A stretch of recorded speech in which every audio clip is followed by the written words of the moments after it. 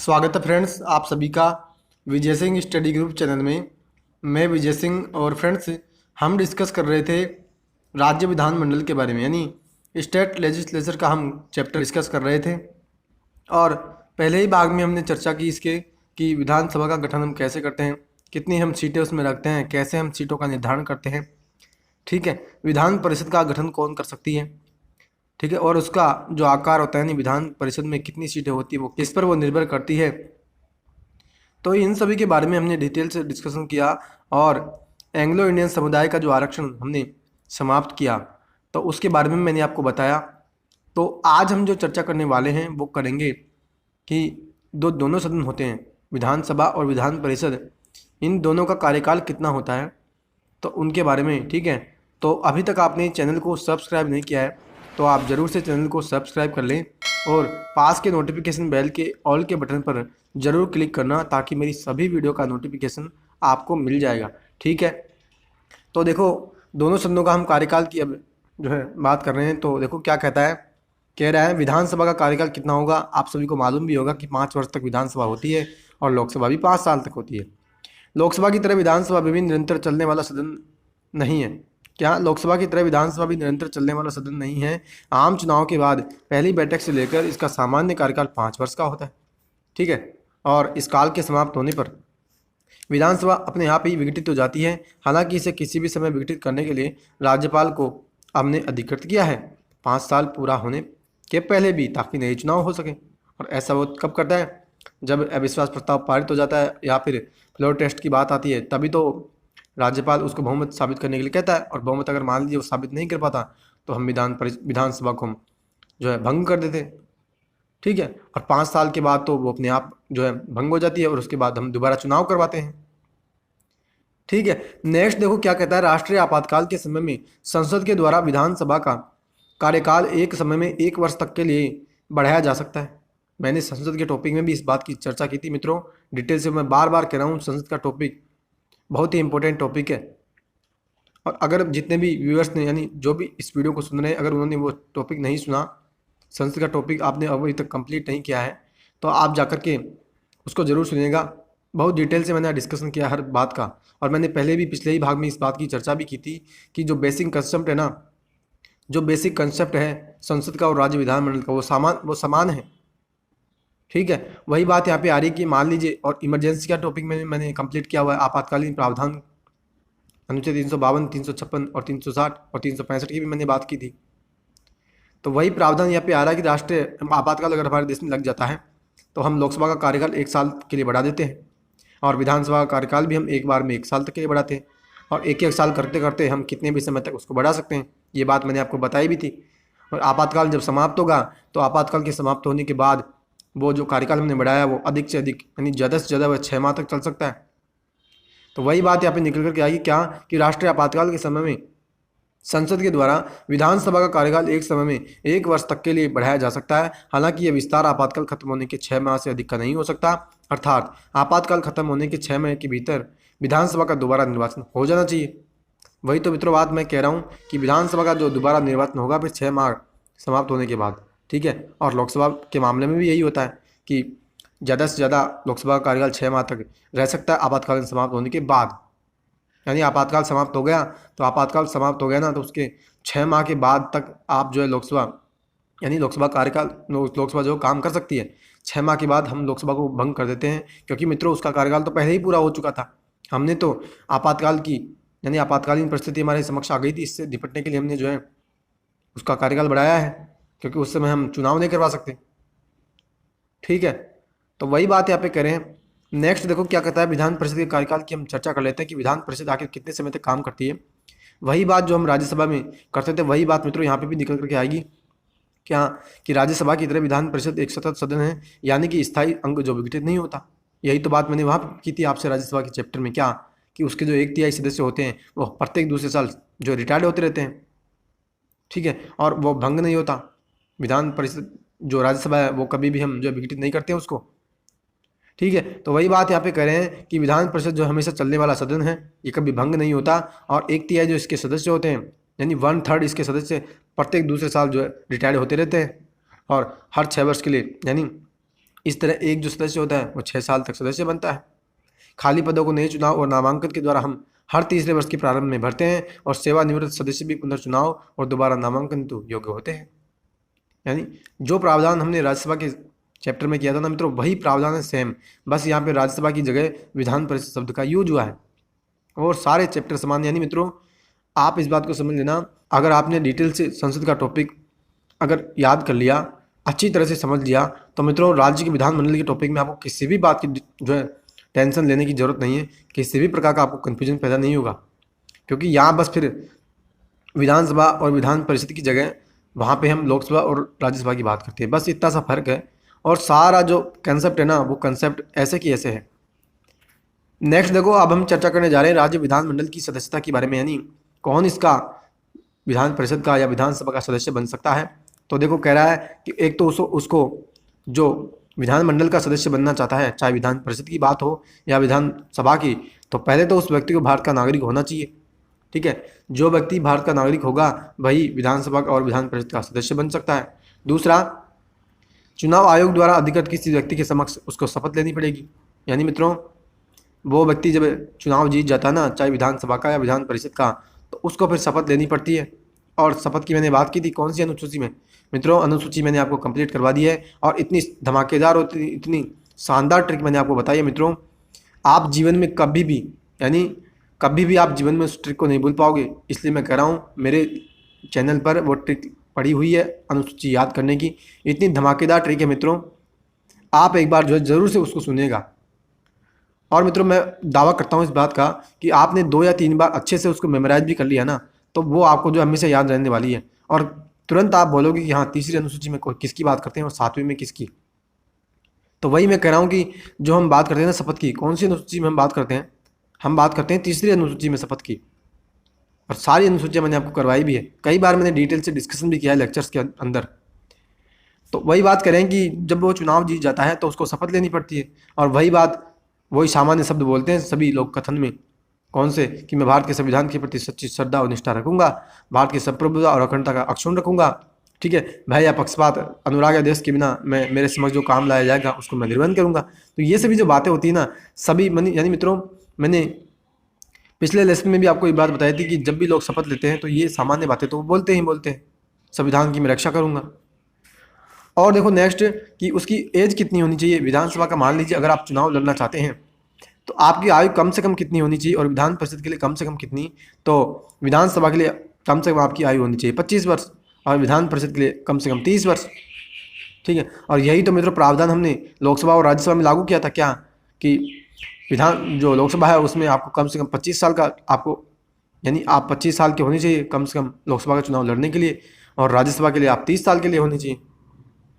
ठीक है, नेक्स्ट देखो क्या कहता है कि संसद द्वारा निर्धारित अन्य अर्हताएँ भी होनी चाहिए। यानी संसद जो और कोई अन्य योग्यताएं अगर निर्धारित कर देती है तो वो योग्यताएं भी उस व्यक्ति में होनी चाहिए। और कौन सी योग्यताएं, जो हम बात करते हैं ना किसकी, जो हम बात करते हैं आरपी एक्ट यानी रिप्रेजेंटेशन ऑफ पीपुल्स एक्ट 1951, यानी कि जन प्रतिनिधित्व अधिनियम 1951 के माध्यम से संसद ने और भी कुछ योग्यताएं निर्धारित की है। कौन कौन सी, जो हमने संसद के टॉपिक में भी चर्चा की थी ना मित्रों, सेम वही योग्यताएं यहाँ पे आएगी, देख लेना आप कौन सी। देखो कहता है पहला कि विधान परिषद में निर्वाचित होने वाला व्यक्ति विधानसभा का निर्वाचक होने की अहर्ता रखता हो और उसमें राज्यपाल के द्वारा नामित होने के लिए संबंधित राज्य का निवासी होना चाहिए। यानी अगर मान लीजिए क्या करा है, ये करा है कि विधान परिषद में अगर आप निर्वाचित होना चाहते हैं, यानी आप विधान परिषद के आप सदस्य बनना चाहते हैं, तो पहले आपके पास ये योग्यताएं होनी चाहिए। कौन सी, कि आपके पास कम से कम विधानसभा का निर्वाचक होने की योग्यता होनी चाहिए, और राज्यपाल के द्वारा नामित होने के लिए यानी अगर मान लीजिए आप चाहते हैं कि राज्यपाल मेरे को मनोनीत करें, तो कम से कम आपको उस राज्य का निवासी तो होना ही चाहिए जिस राज्य में आप यानी जिस राज्य से आप विधान परिषद के सदस्य बनना चाहते हैं। नेक्स्ट देखो क्या कहता है कि विधानसभा सदस्य बनने वाला व्यक्ति संबंधित राज्य के निर्वाचक क्षेत्र में मतदाता भी होना चाहिए। यानी अगर मान लीजिए आप विधानसभा का चुनाव लड़ना चाहते हैं और किस राज्य से लड़ना चाहते हैं और किस निर्वाचन क्षेत्र से, तो उस निर्वाचन क्षेत्र की आपको जो है वहाँ का आप वोटर भी होने चाहिए, यानी आप वहाँ की मतदाता भी होनी चाहिए। SC/ST का सदस्य होना चाहिए यदि SC/ST की सीट के लिए चुनाव लड़ता है। यद्यपि SC/ST या जनजाति का यानी SC/ST का सदस्य उस सीट के लिए भी चुनाव लड़ सकता है जहाँ उस सीट के लिए, यानी जहाँ वो सीट आरक्षित नहीं है। यानी अगर मान लीजिए आप SC/ST समुदाय के व्यक्ति हैं तो आप सामान्य सीट से भी चुनाव लड़ सकते हैं, और SC/ST सीट से तो आप लड़ेंगे ही, यानी आपको वहाँ पे डबल फायदा मिलता है। नेक्स्ट देखो मित्रों, कुछ निरर्थताएँ यहाँ पे निर्धारित किया, नहीं कुछ अयोग्यताएँ कौन कौन सी निर्धारित की हैं कि उन अयोग्यताओं के आधार पर आपको जो है हम किसी भी प्रकार का, यानी विधानसभा का और विधान परिषद का सदस्य हम नहीं बना सकते। तो पहली कह रहा है, यदि वह केंद्र या राज्य सरकार के तहत किसी लाभ के पद पर है, यानी मान लीजिए कोई व्यक्ति ऑफिस ऑफ प्रॉफिट यानी लाभ के पद पर अगर वह व्यक्ति आसीन है तो हम उसको जो है फिर विधानसभा का या विधान परिषद का सदस्य हम नहीं बना सकते। और मित्रों, ऑफिस ऑफ प्रॉफिट यानी लाभ के पद की मैंने डिटेल से अलग से लेक्चर डाला है यूट्यूब पे, और मित्रों आप एक बार उस लेक्चर को सुनिए मित्रों, बहुत ही डिटेल से और सरल शब्दों में मैंने आपको समझाने का प्रयत्न किया है कि कौन से पदों को हम लाभ के पद पर गिनते हैं और कौन सी ऐसी परिस्थितियाँ सुप्रीम कोर्ट के माध्यम से बताएगी कि हाँ फिर हम जाकर के उसको जो है लाभ का पद मान सकते हैं कि हाँ उस व्यक्ति ने लाभ का पद धारण किया है या उस पद को हम लाभ का पद मानेंगे। यानी वो परिस्थितियाँ मैंने आपको बताई थी, तो डिटेल से मैंने वहाँ पे लाभ के पद के बारे में डिस्कशन किया, और जितनी भी अगर मान लीजिए कोई भी छोटी से छोटी आपकी अगर कन्फ्यूजन भी है ना तो वो भी आपकी वहाँ दूर हो जाएगी। तो इस चैप्टर को कंप्लीट होने के बाद, यानी ये लेक्चर कंप्लीट होने के बाद आप उस लेसन को, लाभ के पद का जो टॉपिक है उसको आप ज़रूर सुनिएगा, अलग से मेरी वीडियो डाली हुई है, ठीक है। और अगर मान लीजिए वह विकृत चित्त है या सक्षम न्यायालय की ऐसी घोषणा विद्वान है, यानी मान लीजिए वह मानसिक रूप से अस्वस्थ है यानी पागलपन है उसमें, तो हम उसको जो है चुनाव नहीं लड़वा सकते। अगर मान लीजिए वो दिवालिया है, यदि वह भारत का नागरिक न हो या विदेश में कहीं नागरिक स्वेच्छा से अर्जित कर ली हो, यानी भारत का नागरिक नहीं है और मान लीजिए भारत का नागरिक भी है और फिर भी उसने क्या किया, विदेश में जाकर के गलत माध्यम से दूसरे देश की नागरिकता प्राप्त कर ली, तो हम जो है उसको चुनाव नहीं लड़ने देंगे। नेक्स्ट, यदि संसद के द्वारा निर्मित किसी विधि द्वारा या उसके अधीन निर्धारित कर दिया, यानी मित्रों संसद ने कोई कानून के माध्यम से उसको अयोग्य ठहरा दिया, तो फिर हम उसको जो चुनाव नहीं लड़ने देंगे। मित्रों ये सभी जो प्रावधान है ना, ये सभी प्रावधान मैंने संसद के टॉपिक में भी चर्चा की थी। आपको अगर विश्वास नहीं हो तो आप जो है संसद का टॉपिक जाकर के सुनिएगा, ठीक है। और शुरुआत के जो लेसन हैं, शुरुआत के जो पार्ट हैं संसद के, उन्हीं में मैंने इस बात को डिस्कस किया था। आप देखो क्या करा है कि जन प्रतिनिधित्व अधिनियम 1951 के तहत संसद ने कुछ निरताएं भी निर्धारित की, ये संसद के समान ही है। और मित्रों वही बात यहाँ पे भी कह रहा है कि संसद के समान ही है। कौन सी कि वह चुनाव में किसी प्रकार के भ्रष्ट आचरण अथवा चुनावी अपराध का दोषी नहीं पाया गया हो। अगर वो दोषी पाया जाता है तो हम उसकी सदस्यता रद्द कर देंगे, हम उसको चुनाव नहीं लड़ने देंगे।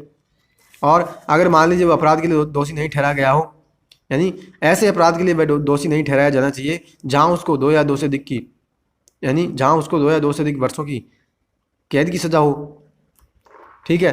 और नेक्स्ट कह रहा है कि वह निर्धारित समय सीमा के भीतर चुनावी खर्च का संबंधित विवरण देने में अगर विफल रहा है तब भी हम जो उसको अयोग्य ठहरा देंगे।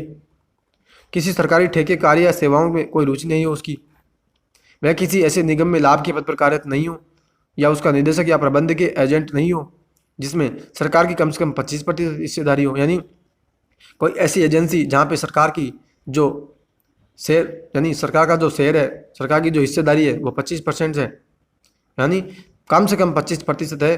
25% से ज़्यादा अगर सरकार की हिस्सेदारी किसी एजेंसी में है, किसी एंटिटी में है, तो उस जो एजेंसी है तो उस एजेंसी को हम लाभ की एजेंसी मानते हैं। और उस निगम में या उस एजेंसी में अगर मान लीजिए कोई व्यक्ति काम कर रहा है तो हम उस व्यक्ति को लाभ के पद पर मानते हैं और उसके आधार पर हम उसको अयोग्य ठहरा देंगे। वह भ्रष्टाचार और सरकार के प्रति विश्वासघात के कारण सरकारी सेवा से हटा दिया गया हो, यानी भ्रष्टाचार के माध्यम से उसने जो है संपत्ति अर्जित की या सरकार के साथ विश्वासघात किया तो हम उसको जो है फिर हटा देंगे। उसे विभिन्न समूहों के बीच वैमनस्य बढ़ाने और घूसखोर के अपराध में दोषी नहीं ठहराया गया हो, उसे छुआछूत, दहेज, सती प्रथा आदि जैसे सामाजिक अपराधों में संलिप्तता अथवा इन्हें बढ़ावा देने के लिए दंडित नहीं किया गया हो। यानी मित्रों अगर मान लीजिए इनमें से कोई भी व्यक्ति इस किसी भी प्रकार का और अगर मान लीजिए एक भी काम करता है ना तो हम उसको फिर अयोग्य ठहरा देंगे संसद की या विधानमंडल की या विधान परिषद की सदस्यता के लिए। और संसद का मैंने यहाँ क्यों यूज किया, क्योंकि संसद में भी हम यही प्रावधान लागू करते हैं। अब नेक्स्ट देखो क्या कह रहा है, 10वीं अनुसूची की यहाँ पे बात निकल करके आएगी क्या कि संविधान में ये प्रख्यापित है कि यदि कोई व्यक्ति 10वीं अनुसूची के उपबंधों के तहत दल बदल के आधार पर है, यानी दल बदल के आधार पर निर्दलीय होता अयोग्य होता है तो वह राज्य विधानमंडल के किसी भी सदन की सदस्यता के लिए अयोग्य होगा। यानी दल बदल जो हम कानून लेकर के आए थे, कौन सा 52वां संविधान संशोधन अधिनियम 1985 के माध्यम से, कि अगर मान लीजिए कोई व्यक्ति है, चुनाव उसने लड़ा, चुनाव जीत गया, चाहे निर्दलीय हो या किसी पार्टी से, और चुनाव जीतने के बाद जो है उसने क्या किया कि मान लीजिए वो कांग्रेस में, तो वो बीजेपी में शामिल हो गया, और बीजेपी में तो कांग्रेस में शामिल होगा, और अगर मान लीजिए वो निर्दलीय ही है तो चुनाव जीतने के बाद वो जाकर के कांग्रेस या भाजपा में शामिल हो गया या किसी अन्य पार्टी में शामिल हो गया, तो फिर हम क्या करते हैं, उसकी हम सदन की सदस्यता रद्द कर देते हैं। यानी मित्रों वो फिर किसी भी सदन के लिए सदस्य नहीं रह जाता। अगर वो विधानसभा का सदस्य है तो उसकी सदस्यता रद्द हो जाती है, अब वो विधानसभा का सदस्य नहीं रह जाता। तो आगे देखो क्या कहता है, कहता है कि 10वीं अनुसूची के तहत यदि निरर्ता का मामला उठे तो विधान परिषद के मामले में सभापति और विधानसभा के मामले में अध्यक्ष फैसला करेंगे। सन 1992 में सुप्रीम कोर्ट ने व्यवस्था दी कि सभापति और अध्यक्ष का फैसला न्यायिक समीक्षा की परिधि में आता है। यानी मैंने वहाँ भी आपसे बात की थी डिटेल से, संसद के टॉपिक में भी, दल बदल के मामले और 10वीं अनुसूची की क्या, कि अगर मान लीजिए आप ऐसा समझो, एग्जाम्पल के माध्यम से मैं आपको समझा रहा हूँ, डिटेल से आप सुनिएगा। देखो क्या हुआ कि मान लो एक व्यक्ति था, और मान लीजिए एक व्यक्ति है श्याम, और श्याम ने क्या किया कि चुनाव लड़ा, निर्दलीय वो चुनाव लड़ा, उसने चुनाव वो जीत गया। चुनाव जीतने के बाद उसने क्या किया कि जो है वो भाजपा में शामिल हो गया। अब मित्रों हम उस व्यक्ति पर लगाएंगे दल बदल का कानून, ठीक है, दल बदल का हम उसके ऊपर आरोप लगाएंगे। और अगर मान लीजिए हमने आरोप लगाया और हमने जो है सदन में इस बात की सूचना दे दी, यानी मान लीजिए हमने विधान सभा में सूचना दी या विधान परिषद में सूचना दे दी कि जो व्यक्ति जो है निर्दलीय, इसने चुनाव लड़ा था और चुनाव लड़ने के बाद ये जीत गया, और अब जाकर के इसने भाजपा में या कांग्रेस में इसने सदस्यता ले ली। तो अब मित्रों इस मामले का जो निपटान करेंगे ना, वो कौन करेंगे, वो करेंगे, अगर मान लीजिए हमने विधानसभा में इस बात की सूचना दी तो विधानसभा में विधानसभा अध्यक्ष करेंगे, और विधान परिषद में सभापति जो है वो करेंगे।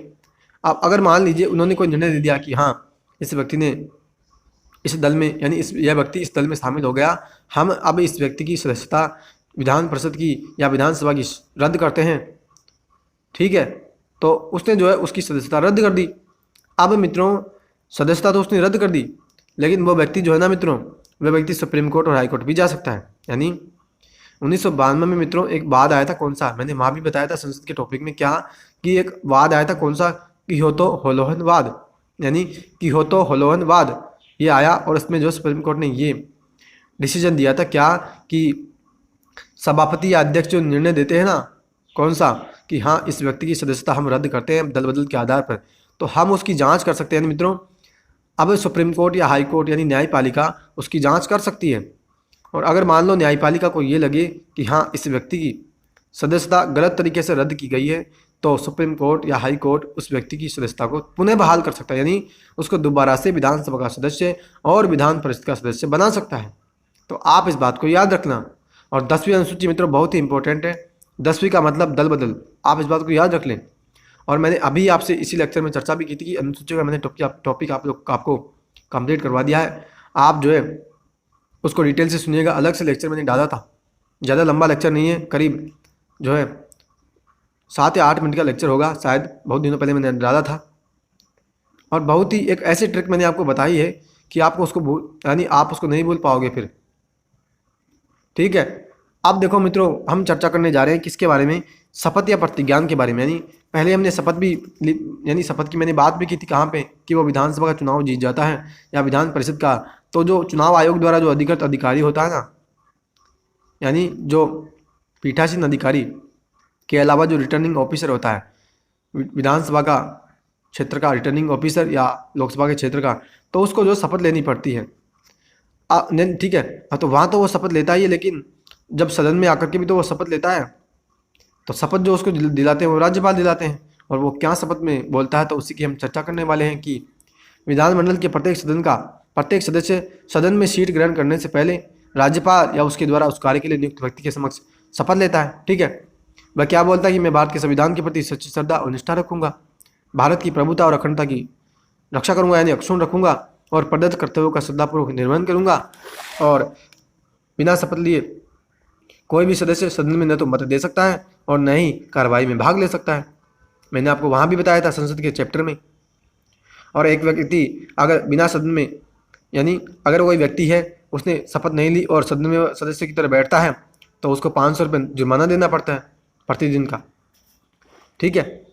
और शपथ या प्रतिज्ञा लेने से पहले या फिर जब वो जानता है कि वह अर्हता नहीं है फिर भी वो सदस्यता के लिए निडर है, और जब वह सदस्य या संसद या विधानमंडल द्वारा निर्मित विधि के तहत सदन में बैठने या मत देने से प्रतिबंधित हो। यानी मित्रों क्या बात कर रहे हैं, ये कह रहे हैं कि उसको पता है कि मैंने शपथ नहीं ली है फिर भी वो सदन में बैठ रहा है, पहली बात। दूसरी बात कि मान लो संसद ने और विधानमंडल ने कोई कानून बना दिया कि उस कानून के तहत वो व्यक्ति प्रतिबंधित है बिना शपथ लिए सदन में बैठने के।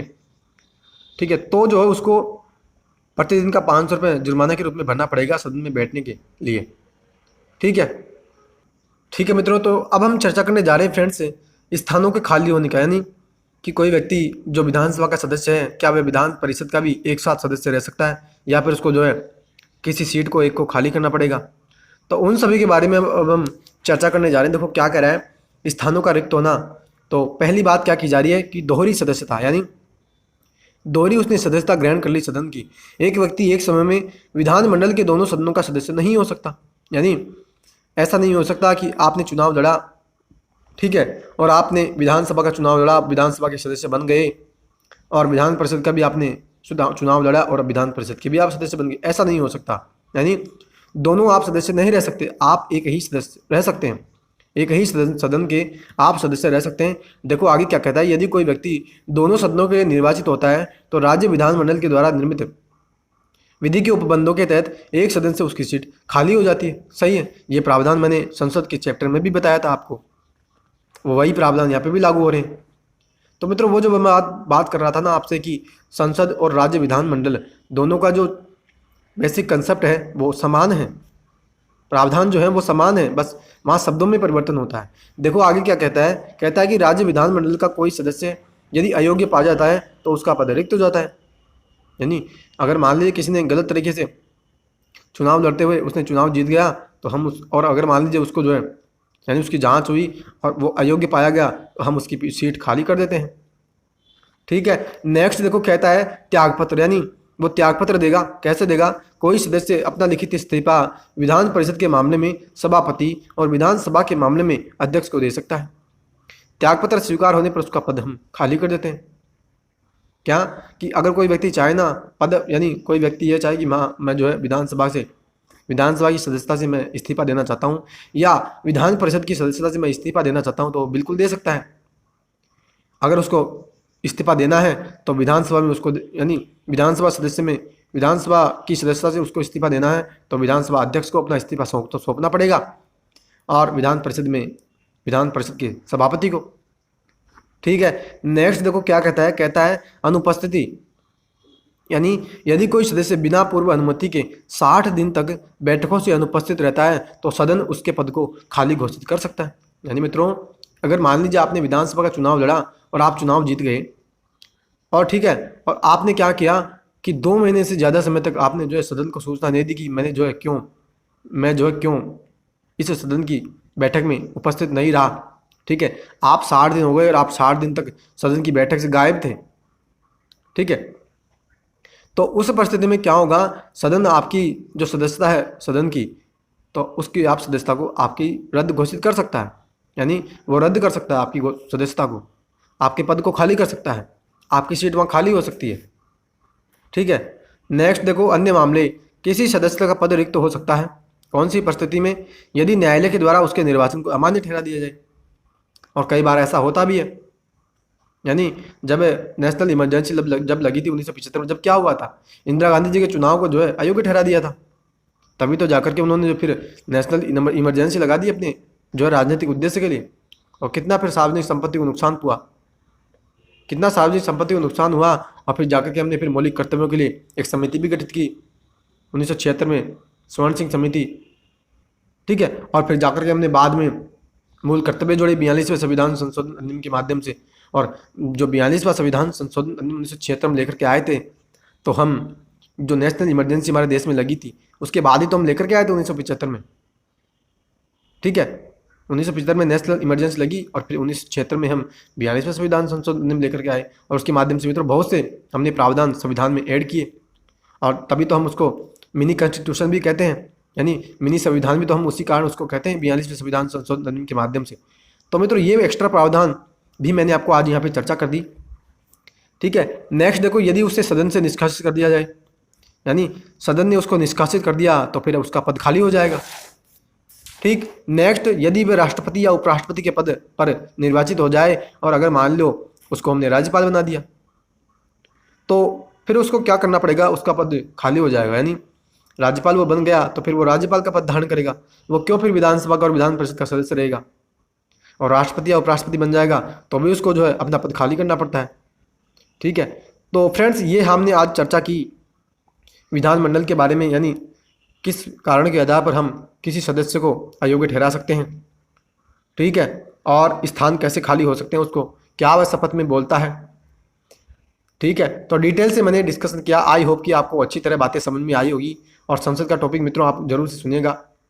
ठीक है, तो फ्रेंड्स अब हम अगले लेसन में चर्चा करने वाले हैं विधानमंडल के पीठासीन अधिकारी की, यानी विधानसभा का कौन अध्यक्ष होता है, विधानमंडल में यानी जो विधान परिषद है उसमें कौन सभापति होते हैं।